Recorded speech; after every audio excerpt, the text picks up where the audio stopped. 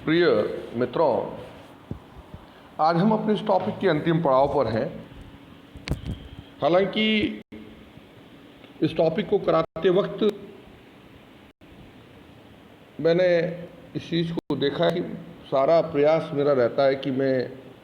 बहुत आराम से आपको, जैसे क्लासरूम में टीचिंग होती है उस तरह से समझाऊं और हर चीज़ आपको अवेलेबल हो। लेकिन रेस्पॉन्स जो है आपके, वो अभी भी ना के बराबर ही मुझे प्राप्त हो रहे हैं। उसके बहुत से कारण हो सकते हैं। हर व्यक्ति के पास अपनी बात को कहने के, अपनी बात को बताने के, उसको साबित करने के लिए 50 कारण होते हैं। लेकिन फिर भी एक बच्चा तो कम से कम भी है हरेंद्र, जो बार बार रेस्पॉन्स दे रहा है। और मुझे लग रहा है कि अगर एक बच्चा भी अगर उसको फ़ायदा उठा रहा है अपने घर बैठकर, तो मेरे प्रयास में कहीं ना कहीं कोई सफलता मुझे मिल रही है। और उसके उत्तर जब मैं देखता हूँ, ये किसी व्यक्ति विशेष की सिर्फ इसलिए मैं तारीफ नहीं कर रहा हूँ क्योंकि हरेंद्र पवार हमेशा उत्तर देता है, बल्कि मैं इसलिए कह रहा हूँ क्योंकि उसके उत्तरों में बड़ी सटीकता है। बहुत कम शब्दों में वो उत्तर दे रहा है। आप चाहेंगे अगर कोई और व्यक्ति इस वीडियो को अगर सुने और चाहे तो मैं उसके उत्तर को आप लोगों के इस ग्रुप में भी डाल सकता हूँ। आप देखेंगे कि उसकी तैयारी, वो भी आप ही की तरह स्टूडेंट है लेकिन पूरी तैयारी कर रहा है, और ये एक बहुत अच्छा साइन है। अब इस टॉपिक पर ही अगर मैं बात करूं, आज हम इस टॉपिक के अंतिम छोर पे हैं, अंतिम बिंदु पर हैं। कल जब मैंने जो वीडियो मैंने डाला था, जो वीडियो जहां मैंने ख़त्म किया था, वो वीडियो था, उस पर जब बात कर रहे थे वो था सांख्यिकी अनुमापों के प्रयोग के संदर्भ में था। और अगर आप इस वीडियो को पूरे ढंग से सुने, जो कि मैं क्लासरूम में भी करता हूं, कि हर पॉइंट के साथ में, हर बिंदु के साथ में उससे संबंधित जो प्रश्न आते हैं परीक्षाओं में, उसके ऊपर मैं जरूर बात करता हूं। जैसे सांख्यिकी अनुमापों के प्रयोग की ही बात करें, सांख्यिकी अनुमापों का प्रयोग इसलिए किया जाता है, सांख्यिकी पद्धतियों का प्रयोग इसलिए सामाजिक अनुसंधान में किया जाता है ताकि अनुसंधानकर्ता अपने कहीं न अपने ज्ञान के आधार पर या अपनी किसी स्वार्थ के आधार पर तथ्यों को तोड़ मरोड़ कर प्रस्तुत नहीं करें, और जो गुणात्मक बातें हैं उनको सही ढंग से प्रस्तुत कर पाए। क्योंकि जैसा कल मैंने कहा भी था अपने वीडियो में कि दो प्रकार के तथ्य होते हैं, हमारे सामने आते हैं, उनके जो स्वरूप हैं वो, एक है गुणात्मक तथ्य, एक है गणनात्मक तथ्य। तो गुणात्मक तथ्य तो वो होते हैं जो गुणों के आधार पर प्रदर्शित होते हैं, जैसे कि फला व्यक्ति बहुत अच्छा है, आज बहुत गर्मी है, आज सर्दी बहुत ज़्यादा है, बारिश बहुत अच्छी हुई है। ये सब बातें ऐसी हैं जो गुणात्मक बातें हैं, इनका हम कोई अन्वेषण नहीं कर सकते हैं। बहुत अच्छा, बहुत बुरा,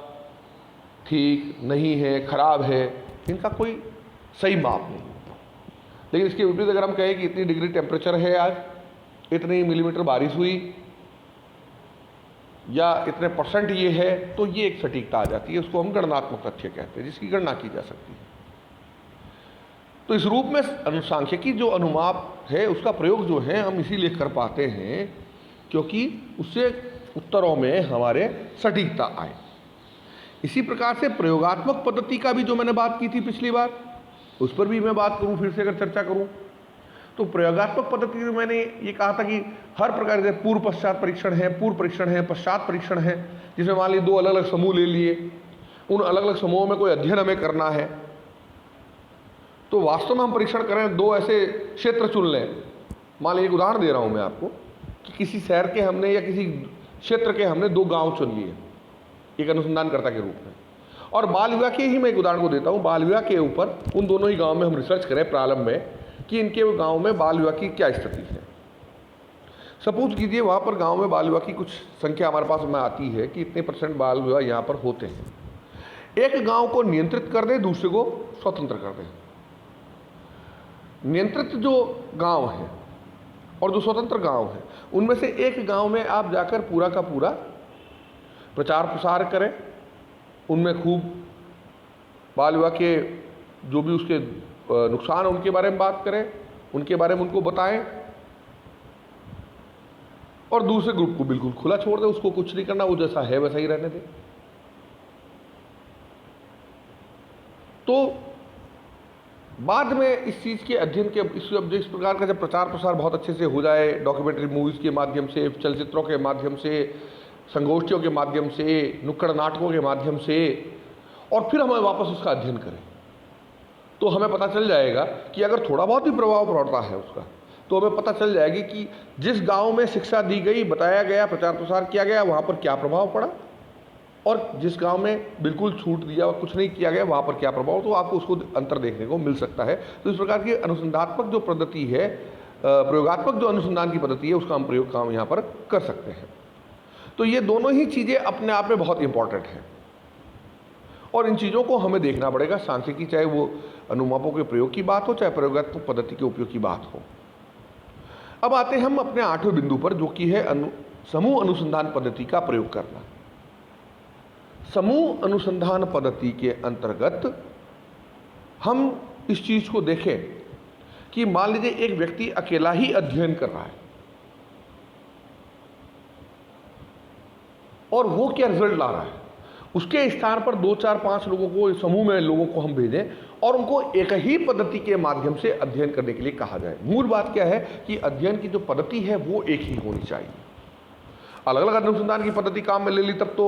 अध्ययन में हमें उत्तर अलग अलग मिल सकते हैं, लेकिन एक ही अनुसंधान की पद्धति को काम में लेकर समूह द्वारा,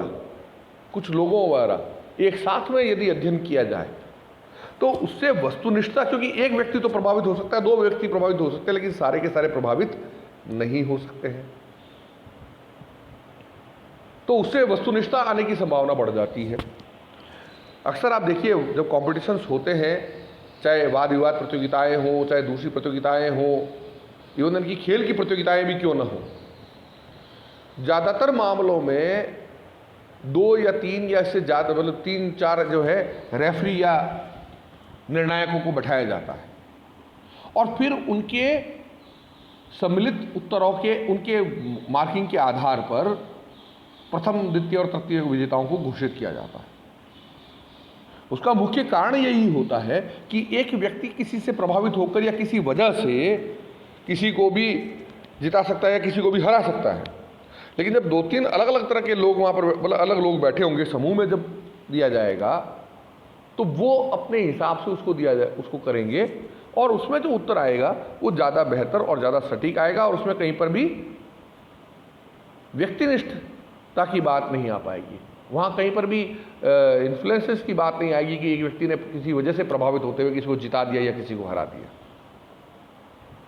इसलिए अक्सर हम विशेषकर ये वाद विवाद प्रतियोगिताएं और ये प्रतियोगिताएं होती हैं, उनमें 3-4 जज, 2-3 जज बैठाते हैं, और मोस्टली 3 जज होते हैं, और फिर उनके कंबाइंड जो मार्क्स होते हैं उन मार्किंग के आधार पर फर्स्ट, सेकंड, थर्ड किया जाता है। तो ये जो है, इसको हम समूह अनुसंधान पद्धति के अंतर्गत कह सकते हैं। साथ ही कई बार ऐसा भी होता है कि एक ही व्यक्ति 2 अलग अलग समूहों का अध्ययन करे, 2 अलग अलग समाजों का अध्ययन करें, जिसमें एक ही प्रकार की घटना घटित हुई, वही अनुसंधान की पद्धति को काम में लेकर। तो ये जो तुलनात्मक अध्ययन है 2 अलग अलग जगहों का, उससे भी हमारे अनुसंधान की सटीकता पर प्रभाव पड़ता है, और वस्तुनिष्ठता प्राप्त करने में ये एक बहुत अच्छी विधि के अंतर्गत माना जाता है। तो चाहे तो 3-4 लोग मिलकर एक ही समूह में एक ही पद्धति के माध्यम से अध्ययन करें, तब भी उसको हम समूह अनुसंधान पद्धति का ही उदाहरण मानेंगे, और उसे अध्ययन में, अनुसंधान में, हमारे सामाजिक अनुसंधान में विशेष तौर पर वस्तुनिष्ठता प्राप्त करने में हमें सहायता मिलेगी। और चाहे तो एक ही व्यक्ति या कुछ व्यक्ति मिलकर 2 समान समूहों का अध्ययन भी कर सकते हैं, एक ही पद्धति के माध्यम से, एक ही घटनाक्रम को लेकर, और उसके आधार पर भी उस घटना का हमें सटीक और बगैर किसी से प्रभावित हुए वस्तुनिष्ठ जो हमारा अध्ययन है, वस्तुनिष्ठ हमारी जो रिसर्च है, वो उसमें हो पाएगी, और हमारा अनुसंधान जो है वह अपना सटीकता रखेगा। 9वां जो बिंदु है वह है अंतर्वैज्ञानिक पद्धति का प्रयोग। अंतर्वैज्ञानिक पद्धति का प्रयोग, इंटर डिसिप्लिनरी जो साइंस के डिसिप्लिन के जो लोग हैं, इंटरडिसिप्लिनरी इसको कहते हैं अपन, अलग अलग डिसिप्लिन के लोग होते हैं, अलग अलग विचारधाराओं के लोग, अलग अलग पद्धतियों के लोग, या एक प्रकार से मान लीजिए अलग अलग विषयों के लोग, और विशेषकर सामाजिक अनुसंधानों में तो ये बहुत ज़्यादा चलन में है और ये काफ़ी हद तक ठीक भी है। मुझे याद है जब मैं पीएचडी करने के लिए तैयारी कर रहा था इस सर्विस में आने के बाद में, तो मैंने जोधपुर के जय नारायण व्यास विश्वविद्यालय से अपना रजिस्ट्रेशन करवाया था पीएचडी के लिए। उसी दौरान एक और महिला जो थी किसी गवर्नमेंट कॉलेज से, वो भी चाहती थी कि वो करे रिसर्च, और उस वक्त इत्तेफाक से ऐसा हुआ कि उनको समाजशास्त्र से ही थी, लेकिन समाजशास्त्र जो डिपार्टमेंट था उसमें सीटें पूरी हो गई थी। तो उस महिला ने, मुझे भी उस वक्त ये लगा कि उस महिला ने अर्थशास्त्र विभाग से रजिस्ट्रेशन करवाया, और उसने ऐसा टॉपिक चुना जिसमें, क्योंकि समाजशास्त्र एक विस्तृत अध्ययन का क्षेत्र है। मैं फर्स्ट ईयर में भी आप लोगों को मैंने बताया था कि कई ऐसे अध्ययन के कोर्सेज हैं हमारे जिनमें समाजशास्त्र को पढ़ाया जाता है, और वो स्वाभाविक भी है, क्योंकि हम चाहे टीचर हों, हम चाहे नेता हों, अभिनेता हों, सामान्य आदमी हों या कोई अफसर हों, हम पुलिस में हों, हम वकील हों, आखिरकार हम रहते कहाँ हैं? हम रहते हैं समाज में। और हर व्यक्ति को कम से कम दो चीज़ों का ज्ञान तो होना चाहिए, एक अपने समाज के बारे में जिसमें वो रहता है, और दूसरा उसके कानूनों के बारे में, उसके नियमों के बारे में कि उस समाज में क्या कानून विद्यमान है। इसलिए कम से कम जानकारी तो उस आदमी को होनी चाहिए। इसलिए लॉ में भी या मेडिकल कोर्सेज में भी या इंजीनियरिंग कोर्सेज में भी समाजशास्त्र से रिलेटेड एक पेपर जरूर पढ़ाया जाता है ताकि उनको बेसिक जानकारी हो। तो कुल मिलाकर बात यह है कि अलग अलग डिसिप्लिन के जो लोग हैं, जैसे मैंने कहा उस मैडम ने अर्थशास्त्र में अपना रजिस्ट्रेशन करवाया, समाजशास्त्र के विषय से थी, और इंटरडिसिप्लिनरी एक अध्ययन उन्होंने किया था। और है भी सही बात ये, इसलिए भी सही है क्योंकि एक बात बहुत स्पष्ट है कि सामाजिक घटनाएं जो घटित होती हैं, वो सामाजिक घटनाएं जो समाज में घटित हो रही हैं, उनके पीछे कोई एक कारण नहीं होता है, बल्कि बहुत से कारण होते हैं। ये संभव है कि कुछ कारण बहुत ज़्यादा महत्वपूर्ण हो सकते हैं, तात्कालिक कारक हो सकते हैं, और कुछ कारण जो होते हैं कम महत्वपूर्ण हो सकते हैं, लेकिन कहीं ना कहीं उनका योगदान उस घटनाक्रम के घटने में, उस घटना को होने में, या उस प्रक्रिया को बनाने में उसका भी योगदान होता है। हम ये नहीं कह सकते कि ये घटनाक्रम अचानक से हो गया, और ये पूरा का पूरा जो वैज्ञानिक अनुसंधान का जो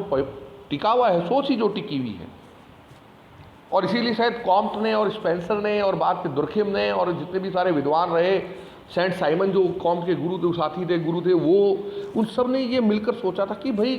समाजशास्त्र भी एक ऐसा विषय है जिसको हमें वैज्ञानिक चिंतन के आधार पर अध्ययन करना जरूरी है, क्योंकि सामाजिक घटनाएं जो है अकस्मात नहीं होती हैं,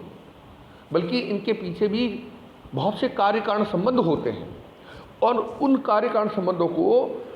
ढूंढना ही समाजशास्त्र का प्रमुख कार्य है। तो वो कार्य कारण जो कारण है जिसकी वजह से वो घटनाक्रम घटित हुआ है, वो कोई एक कारण नहीं है, वो 10 तरह के कारण है। जैसे एक बार हमारी कोई कंपटीशन चल रहा था, कोई बातचीत चल रही थी इसी मृदा महाविद्यालय में, बाल विवाह पर ही टॉपिक चल रहा था। बाल विवाह के ऊपर कोई हमने ऐसे ही डिबेट कॉम्पिटिशन रख दिया। तो हमारे एक सीनियर साथी उठे जो ग्रामीण क्षेत्र से ही थे, केमिस्ट्री डिपार्टमेंट से थे। उन्होंने बाल विवाह के आर्थिक पहलू पर सबसे ज़्यादा जोर रखा, क्योंकि हम लोग बाल विवाह के सामाजिक पहलुओं पर बात करते हैं या उसके ऐतिहासिक पहलू पर बात करते हैं कि बाल विवाह भारत में कैसे प्रारंभ हुआ, पहले नहीं था अब होने लग गया है, इसके पीछे ये कारण है वो कारण है। हम सामाजिक पहलुओं पर बात करते हैं, उन्होंने आर्थिक कारण की बात की, क्योंकि उनका दृष्टिकोण जो था उसमें उन्होंने इसी बात को लिया कि गाँव में बाल विवाह होते ही इसलिए कि चलो एक बड़ी बहन की शादी हो रही है बाकी के 2-4 बहनें हैं या और छोटे छोटे भाई हैं, उनकी भी उनमें साथ में शादी कर दे ताकि एक साथ में सारा काम निपटा दे। या घर में कोई मौसर हुआ या कोई इस तरह का काम हुआ, कई बार होता है इस तरह की चीज़ें, बड़े बूढ़ों की डेथ हो जाती है तो कई जातियों में ऐसा होता है कि उनकी जब सब लोग इकट्ठा होते हैं उस वक्त उन बच्चों की शादियाँ भी उसमें साथ में हो जाती है। मैंने जब नागौर में आके सबसे पहले ये चीज़ सुनी थी, मैंने कहा यार मृतक का काम और उसमें शादी हो रही है, तो हाँ बिल्कुल होती है ऐसा, क्योंकि सारे लोग कब बार बार इकट्ठा होंगे, कब वो आएंगे और बार बार कौन खर्चा करेगा, तो ये खर्चे में खर्चा निकल जाएगा, तो बात ठीक भी है ये। तो इस रूप में अगर हम देखें तो अगर अंतर्वैज्ञानिक पद्धति का हम प्रयोग करें, इंटरडिसिप्लिनरी जो मेथड है उसको अगर हम प्रयोग करें और अलग अलग जो क्षेत्र के विद्वान हैं, अर्थशास्त्र का भी आ जाए, इतिहास का भी आ जाए, समाजशास्त्र का भी आ जाए, और भी कोई दूसरे विषय से संबंधित हो वो भी आ जाए, और वो आकर एक क्योंकि घटना के घटने के पीछे बहुत से कारण हैं और हर व्यक्ति अपने दृष्टिकोण से उसका अध्ययन करेगा। इसलिए हमने फर्स्ट ईयर में परिप्रेक्ष्य की बात की थी, हमने पर्सपेक्टिव की बात की थी, समाजशास्त्रीय परिप्रेक्ष्य की। उसमें उदाहरण भी था कि कुर्सी, हम एक कुर्सी है, समाजशास्त्री उसको उस दृष्टिकोण से देखेगा कि समाज में इस कुर्सी का क्या महत्व है, या कुर्सी टेबल के इस तरफ लगी है तो उसका क्या प्रभाव पड़ता है, और कुर्सी टेबल के उस तरफ लगी है तो उसका क्या प्रभाव पड़ता है, और अगर टेबल कुर्सी जो है वो चैम्बर के बाहर लगी हुई है तो उसका क्या प्रभाव पड़ता है। कुर्सी तो कुर्सी है, लेकिन सामाजिक दृष्टिकोण से उसको अलग अलग प्रतिष्ठा प्राप्त होती है। किसी चैम्बर में, कलेक्टर के चैम्बर में जाएंगे, वहाँ कलेक्टर साहब की कुर्सी पड़ी है, उस कुर्सी पर बैठेगा वो व्यक्ति की रुतबा अलग होगा उसके सामने वाले, और चपरासी की कुर्सी पर जो बैठा होगा उसका अलग होगा। तो हम उसको सामाजिक प्रतिष्ठा के आधार पर देखेंगे। एक इकोनॉमिस्ट है वो उसको अपने अर्थशास्त्री अपने दृष्टिकोण से देखेगा, और कोई दूसरा व्यक्ति होगा वो उसको अपने दृष्टिकोण से देखेगा, ऐतिहासिक व्यक्ति अपने दृष्टिकोण से देखेगा। तो अलग अलग डिसिप्लिन के जो लोग हैं, अलग अलग जो क्षेत्र के लोग हैं, वो अगर किसी घटनाक्रम का अध्ययन करेंगे एक साथ मिलकर, जिसको हम अंतर्वैज्ञानिक पद्धति की बात कह रहे हैं, तो वह अध्ययन जो होगा वह वस्तुनिष्ठ होगा, ऑब्जेक्टिविटी लिया हुआ होगा, और उसकी बात जो उसकी में जो कंक्लूजन आएंगे, उसके जो रिजल्ट आएंगे वो ज़्यादा बेहतर होंगे। और अंतिम और 10वां हमारा जो बिंदु है वह है मिश्रित सांस्कृतिक उपागम का उपयोग। ये भी एक प्रकार से अलग अलग डिसिप्लिन की ही बात है, लेकिन यहाँ पर विशेष क्षेत्र को न लेकर अलग अलग संस्कृति से जुड़े हुए लोगों की बात ली गई। मिश्रित सांस्कृतिक उपागम, क्योंकि हर व्यक्ति की अपनी एक कल्चर है, अपनी एक संस्कृति है, अपना एक सोच है, अपना रहन सहन का तरीका है। अगर अलग अलग संस्कृति या सांस्कृतिक उपागमों से जुड़े हुए लोग उस घटनाक्रम का, किसी एक घटनाक्रम का मिलकर अध्ययन करते हैं कार्य कारण संबंधों के तथ्यों के आधार पर, तब भी हमारे अनुसंधान में वस्तुनिष्ठता प्राप्त करने में हमें काफ़ी सहायता मिलेगी। तो इस रूप में अगर हम देखें तो ये वो सारे कारण हैं जिन कारणों में वस्तुनिष्ठता कैसे प्राप्त की जाए, या वस्तुनिष्ठता प्राप्त करने के कौन कौन से साधन यानी कि टूल्स हैं और कौन कौन सी विधियाँ यानी कि मेथड्स हैं। इन सारे ही बिंदुओं पर मैंने बहुत विस्तार से आपको समझाने का प्रयास किया है। तो इस रूप में अगर देखा जाए तो वस्तुनिष्ठता क्या है, व्यक्तिनिष्ठता क्या है, वस्तुनिष्ठता के ठीक विपरीत जब अनुसंधानकर्ता अपने अध्ययन में अपने भावों का समावेश कर लेता है, जाने अनजाने में या जानबूझकर, वो व्यक्तिनिष्ठा है। व्यक्तिनिष्ठता क्यों आती है, इसी का ये बिंदु है, या व्यक्तिनिष्ठता के कारण क्या है, उसी की ये बिंदु है। वस्तुनिष्ठता प्राप्त करने में बाधाएं, वस्तुनिष्ठता क्या का महत्व है अध्ययन के लिए, उस पर भी हमने चर्चा की, और वस्तुनिष्ठता अंत में कैसे प्राप्त की जा सकती है, किन किन साधनों और विधियों के माध्यम से, यानी कि टूल्स और मेथड के माध्यम से हम वस्तुनिष्ठता प्राप्त कर सकते हैं। इन सब पर मैंने अपने इन 3-4 लेक्चर्स में, इन 3-4 वीडियोज़ में बहुत विस्तार में चर्चा करने का प्रयास किया है और आपको समझाने का प्रयास किया है। मेरी उम्मीद है, मुझे पूरी उम्मीद है कि आपको ये बातें समझ में आई होंगी। अगर आपको इसमें कोई समस्या आती है, कोई दिक्कत आती है, बार बार मैं ये कहता रहा हूँ, मेरे व्हाट्सएप नंबर आप सबके पास में हैं। इस ग्रुप के माध्यम से आप मुझे पर्सनली व्हाट्सएप पे फ़ोन मैसेज करके प्रश्न पूछ सकते हैं और मैं उसका हर संभव प्रयास करूंगा कि आपको संतुष्ट कर पाऊँ अपने जवाबों से। आज के लिए इतना ही काफ़ी है। धन्यवाद।